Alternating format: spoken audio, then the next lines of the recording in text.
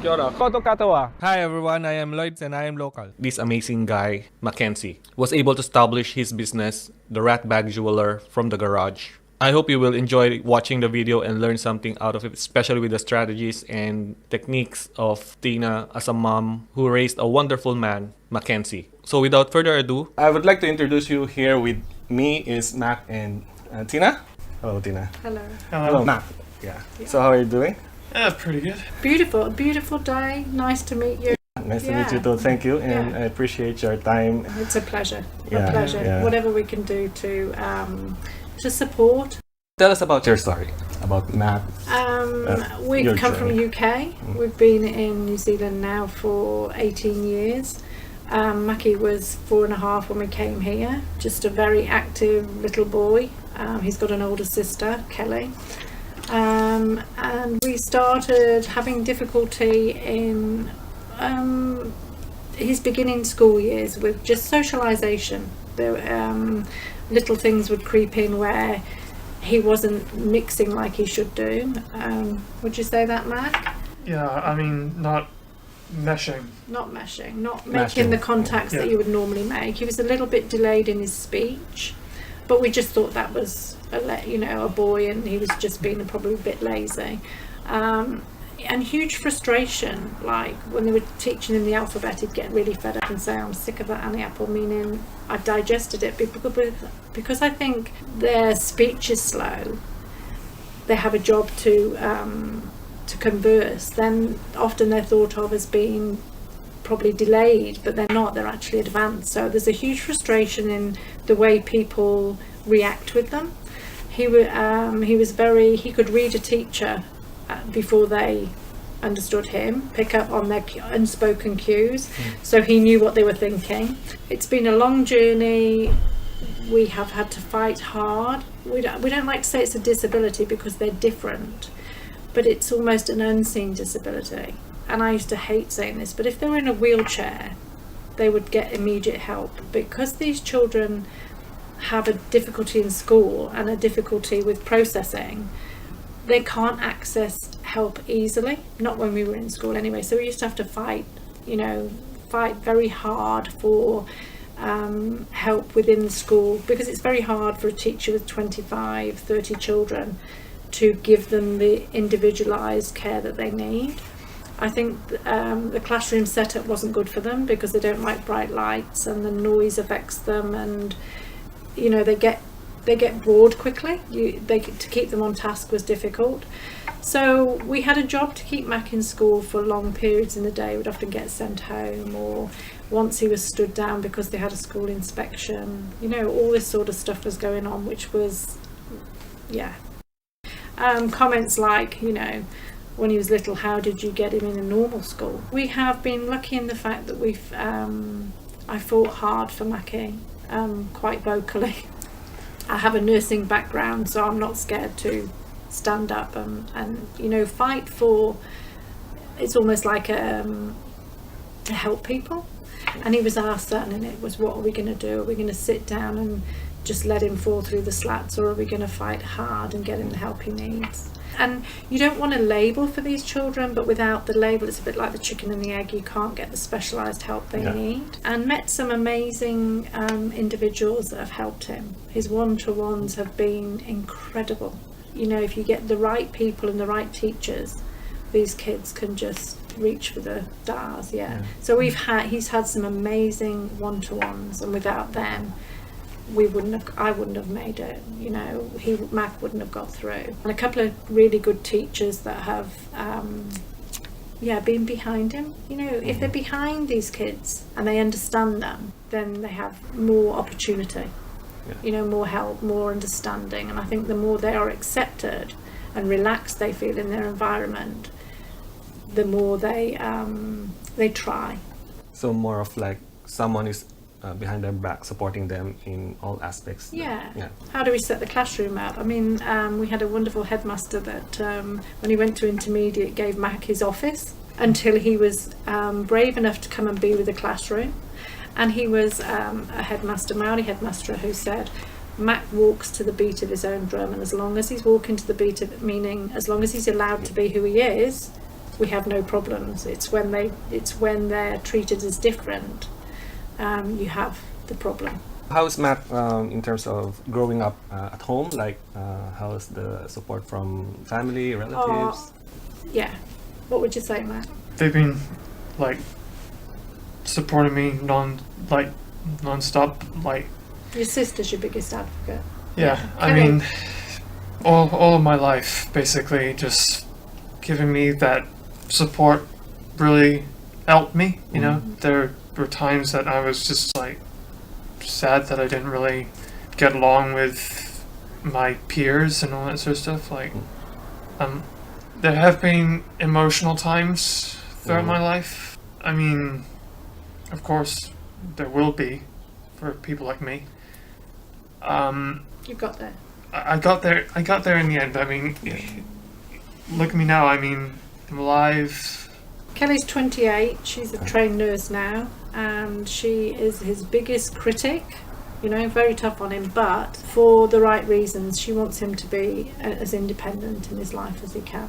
I think as a parent, as a mum, you tend to be you cushion them, you're very protective. Whereas Kelly's got that nice balance in the fact that, hey mum, he's got to be set up for life when we're not here. A lot of questions and worries, concerns, like parents like us, and what's gonna happen next and all those things. And I saw this video, it's a touching video, like this parent is so worried about what's gonna happen to her son. She don't wanna put all the responsibilities to the siblings. Yes. Because it's not.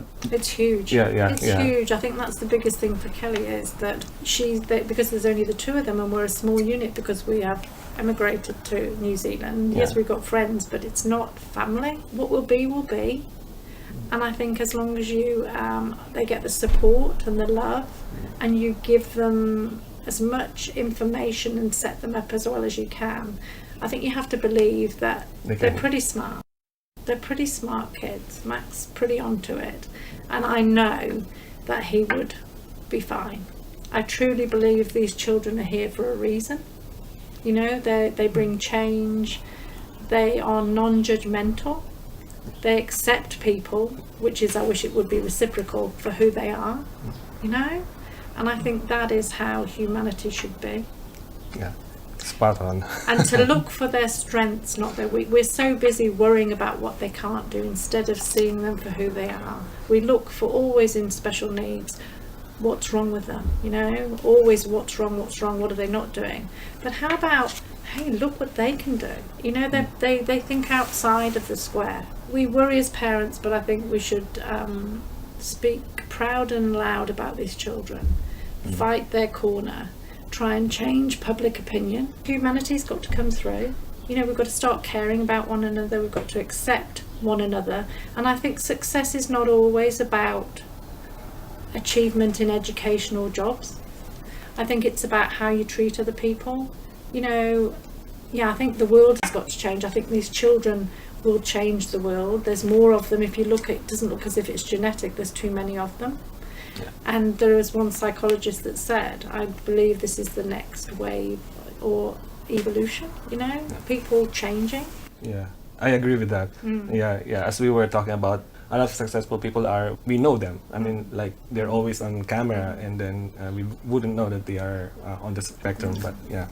And in my opinion about the spectrum, we are all in the spectrum actually. We are. Yeah. We are. Yeah. We're just like fancy of like separating ourselves from others, which I think there's a problem with that, because when we tend to separate us, we tend to divide ourselves. Like, we should be working together. We should. I think media, the way I worry about children, they've all got to look a certain way, they've all got to dress, you know.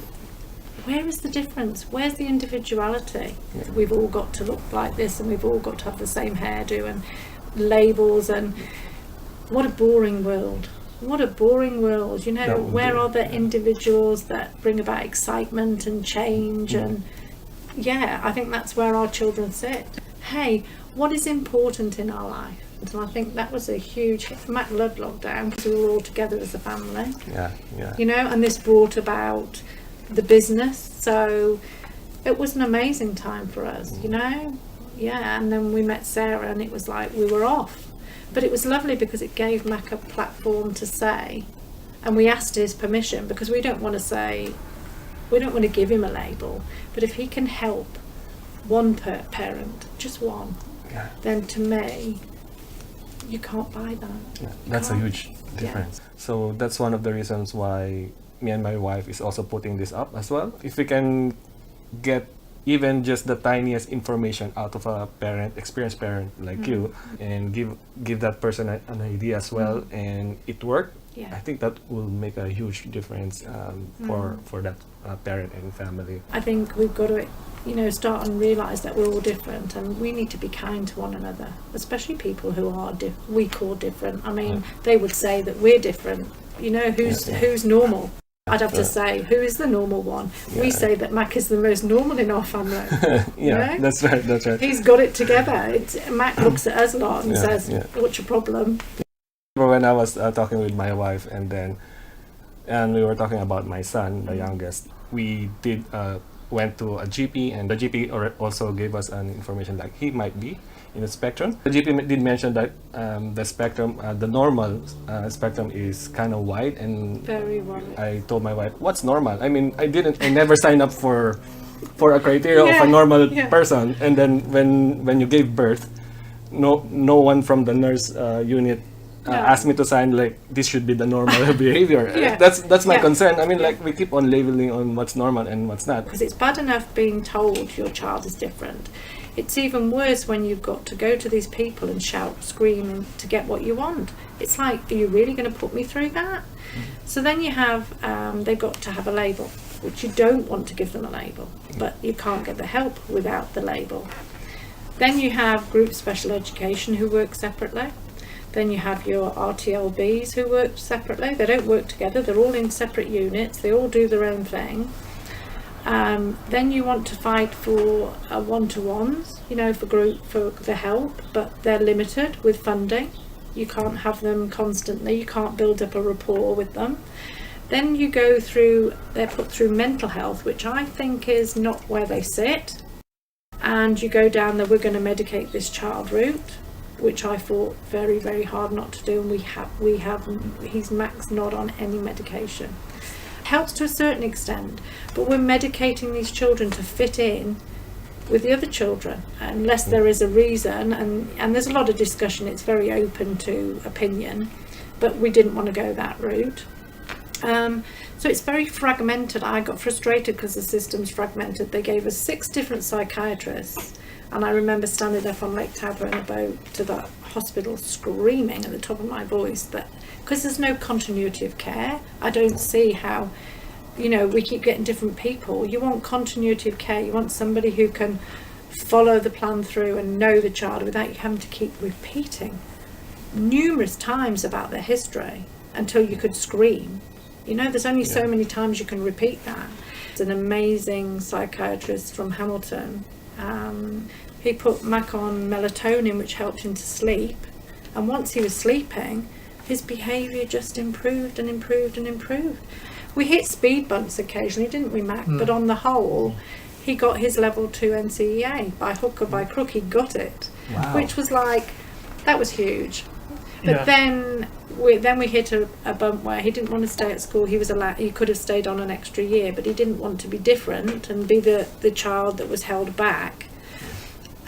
So I met a psychiatrist, another one from UK that came. He was a specialist in ADHD, and he said these children are late developers. He said, don't push them through the schooling unit. They often go to university and find their like-minded people at 26 and 27. Let them travel, let them experience life. Don't worry. We see boxes, they see circles. I think we all are different in one way or another on how we see things. Yeah. I mean, I don't know why we're putting labels on. No. I mean, I know, it's hard. It's hard. You don't want it because it hurts. It hurts like a knife, Yeah, like stabbing your chest. Yes. Like, wow. And we think, what have we done wrong? What did we do wrong? You didn't do anything wrong. Nothing. I think children of difference are meant to be here. We can't all be the same. And I think it teaches us to be human, to be kind, they're here for a reason. Listen, everything happens for a reason. Yeah, it does. And our journey's been like that. And even this business where people are getting in touch with us because Mac's given hope. And we're getting amazing stories back. He's given away more rings than he's made. It's the feedback. It's an amazing journey for us that we never thought we'd have. It's a future for Mac that he never really believed he could have. And I think he can take it in whatever direction he wants. Tell me about this business that you have now. Hey, Mac. Grandad came. I mean, the idea came to me a while ago. I thought I was wondering what I could do for a business and all that sort of stuff, like make my business. And I thought, okay. Your granddad came, didn't he? Yeah, Granddad came how many years ago? Granddad came 3 years ago. And what does he do? He is a gunsmith. And an engineer. Yeah, and an engineer. So I was thinking, okay, since my family has a long history of blacksmithing and all that sort of stuff, what could I do? And I thought, you know what? I want to make rings. I want to make something. Like do something. And this is where I'm making these. So Grandad's a gunsmith, so they came up with, well, we've got lots of bullets, we've got shells. Kelly, the daughter, had bought a bullet ring a long time ago and has worn it. And so between Kelly, Grandad, who's got the aptitude for silversmithing, handed it on to Mackenzie. They're in a tiny garage, bless them both. Dad's got a big CNC lathe, very clever, 81, amazing mind, wonderful Grandad, and has passed on this art. And to Mac, who is into heritage, wow, it clicked. You know, you've got to have something that clicks their imagination. Yeah. And his ancestry, he's big into ancestry, and we've trailed it back about 1500s, and it's blacksmiths, silversmiths, blacksmith, you know, like that all the way through. So it fits in the DNA. To watch a 81-year-old quite strict Grandad and I call him Aspie, you know, arty, it can be interesting. But between them, this is what they've done. And Kelly's an arty, even though she's a nurse, creative. So she's running the Facebook and the Instagram for him, and she's quick, you know. Whereas Mac is not into all that. He'll do the rings, but she deals with that side. So how long can you make one ring? I'm just curious. It takes a little while. Is there a good day? There's a lot of process to the little ring. Yeah. And then he's doing the coins as well, so it depends. That's a tiki coin. So we're getting a lot of he's getting a lot of people that are sending special coins. Yeah. Nice. So there's stories with the coins. So we're entrusted with these coins that, you know, he's got to cherish and work with. But the stories are amazing behind the coins, and they can take him a bit longer because they're direct. They want what they want. They won't focus on anything else. And he kind of thought, well, why is, you know? I said, because their brains are wired differently. It's not that they mean to offend.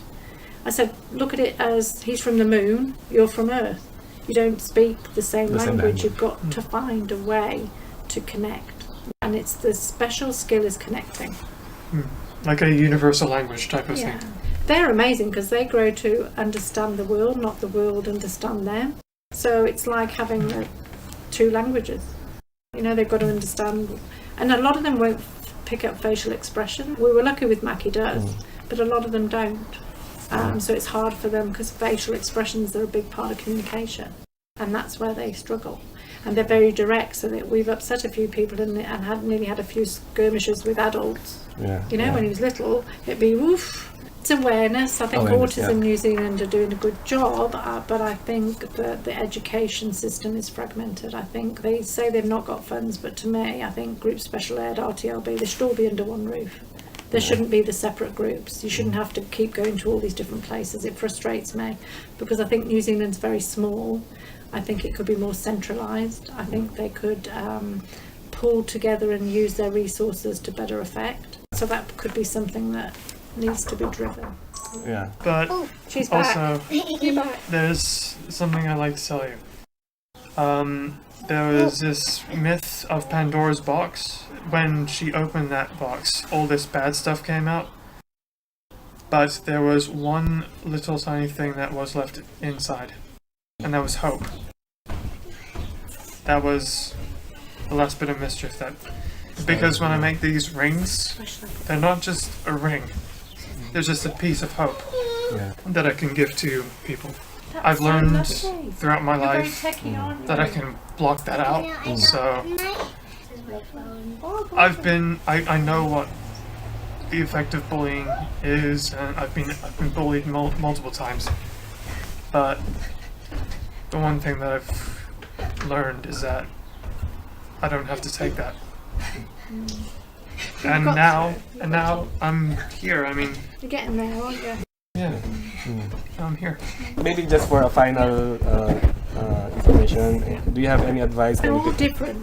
That's the problem. They're like shifting sand. There's not one of them the same, and that is the problem, I suppose, for the care they get or for the help they get. Do your own research and study. You have to put a bit of effort in, because you don't expect help. You have to fight for help. That's why I wish the system was different. But I think at the end of the day, we get very worked up and we tend to blame ourselves. I would just say, have a glass of wine, breathe, and they're special kids. Always look for the positive. Don't let anybody say, when somebody, and I'd be quite straight with them, these kids, I think it's a human right for an education. It's their right as a human being for an education, so you fight hard, I used to waft the Health and Disability Act at whoever, and if you don't believe in what the specialist says, or you question them, you go with your gut feeling. But I would very much look at diet with them, what they eat, because there's a lot of work going on inflammation at the moment and their gut microbia. So that's the route I'm going on, because I'm a nurse come out of natural health, and how it affects the brain. So any help I can give you with that, I'm more than happy. And get early intervention. It's proven. So the more help you can get early on, the better. And technology helped Mac. He couldn't write, but as soon as they gave him an iPad, he was off. Opened his world up. So the melatonin plus the iPad was the avenue, the gateway.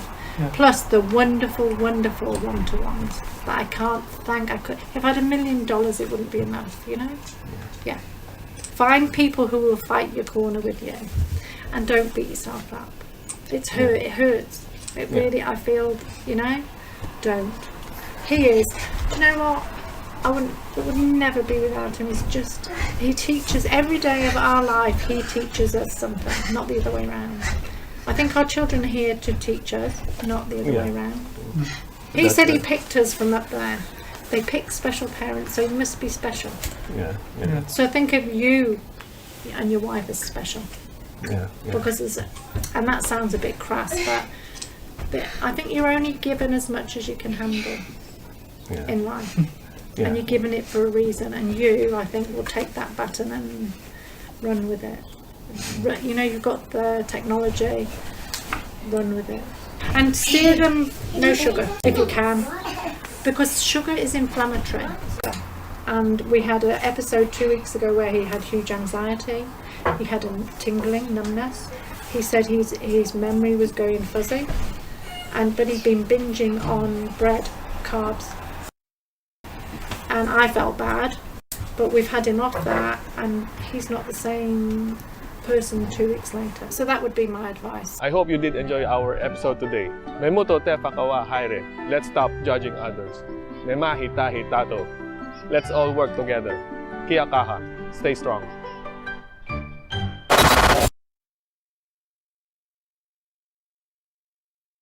Oh, you're back. Sorry about that. No, it's all right. But so I hope that's not too bad.